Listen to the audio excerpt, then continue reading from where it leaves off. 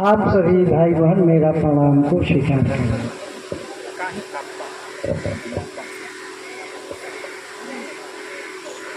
मंच से चर्चा के दरमियान कुछ विरोधाभास सामने आ जाते हैं।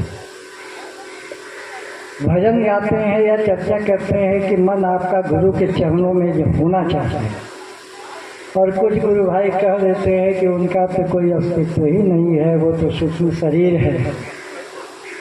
एक घटना मुझे याद है, चित्तो लोडिया में साहब जब थे, जब उनसे मिलने के लिए गया तो देखा कि भगवान शिव का एक तस्वीर रखा हुआ है और उस पर ऑटोमेटिक जल की धारा गिर रही है।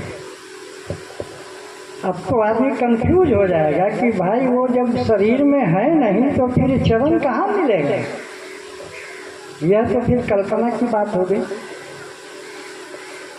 साहब आखिर इस तस्वीर पर जल क्यों चढ़ा रहे हैं, और आप कह देते हैं कि सूक्ष्म शरीर है, वो दिखाई देता है।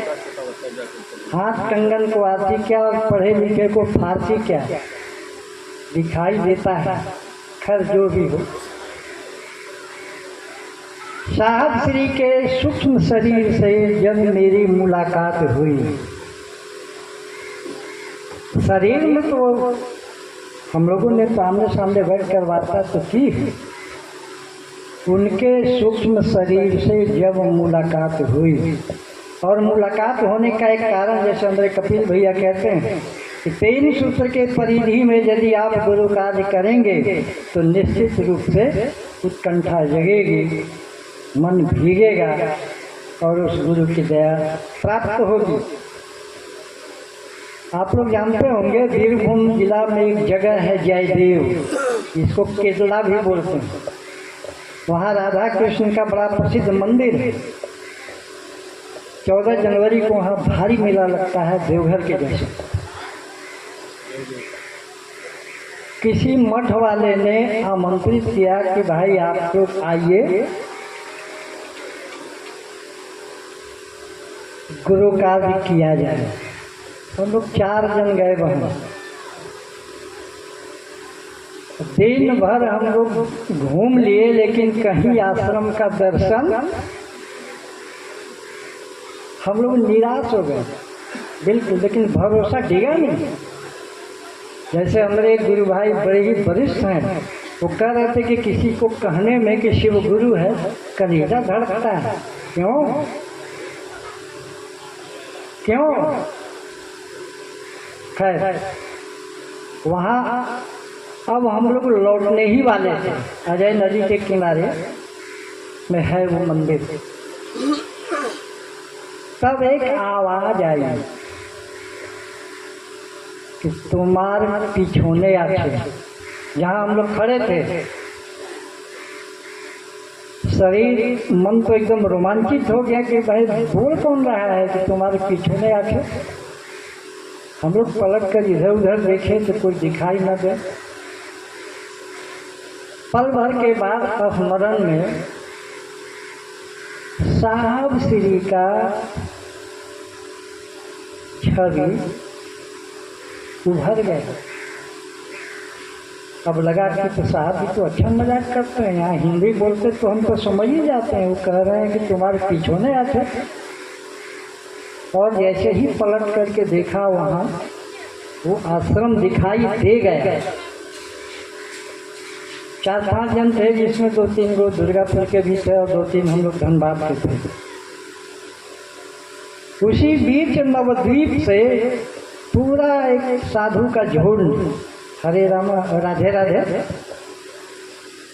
आ गए लोग। और उन्होंने पूछा कि भाई आप लोग यहाँ किस लिए आए हैं, क्या करना चाहते हैं? हम लोगों ने कहा कि शिव गुरु है, इसी पर 2 बात हम लोग करेंगे।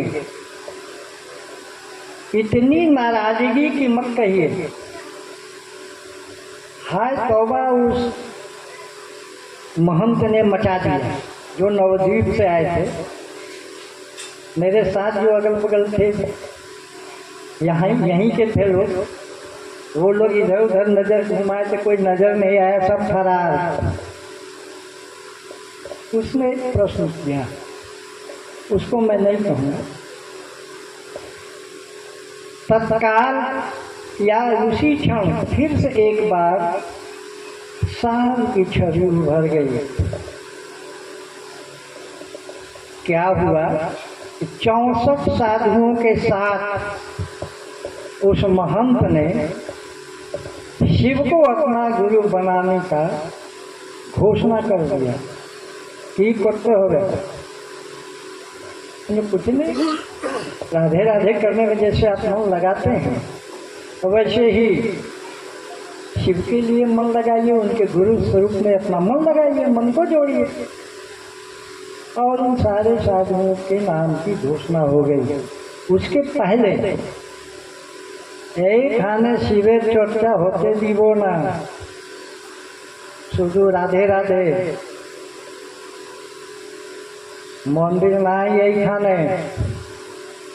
यदि आश्चर्य है, आज उसी जगह पर साहब श्री का आशीर्वाद देखिए और उस गुरु की दया देखिए। उस रोड के उस पार में राधा कृष्ण का बहुत ही पौराणिक मंदिर है, चर्चित मंदिर है। स्वयं श्री कृष्ण ने, जिन्होंने उस मंदिर के लिए प्रेरणा का कारण बने, उन्होंने किताब लिखी है गीत गोविंद। अंत में वो अटक गए कि अब कौन सा लाइन जोड़ें। अब उन जयदेव का देख लीजिए और राधे राधे का कृपा भगवान श्री कृष्ण का कि स्वयं आकर के उस लाइन को पूरा किए। उस जगह का नाम है जयदेव। हालांकि ये घटना जगन्नाथपुरी में घटी थी, लेकिन जुड़ाव उसी जयदेव से था। श्री कृष्ण ने वहाँ स्वयं पधारा। पास पड़ोस में एक भी शिवाला नहीं। आज जाकर के देखिए, उस पार में राधा कृष्ण का मंदिर है।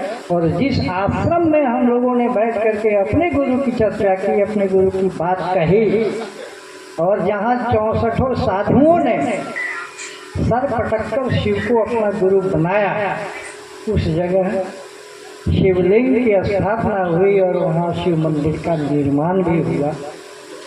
ऐसे हैं मेरे गुरु शिव। ये तब संभव है मन में बगैर नींद में लिए 3 सूत्र के परिधि में गुरु काज करेंगे, तब दया मांगिए, चर्चा करिए, नमन करिए। आखिर कुछ तो बात है, तभी तो हमारे गुरु भाई लोग आलोचना करते हैं मंच से। आलोचना का कारण आप क्यों बनेंगे? कुछ नहीं, बस एक पुकार है, गुहार है कि हे शिव, आप मेरे होने का परिभाषा मेरे गुरु भाई बहन सब देते हैं।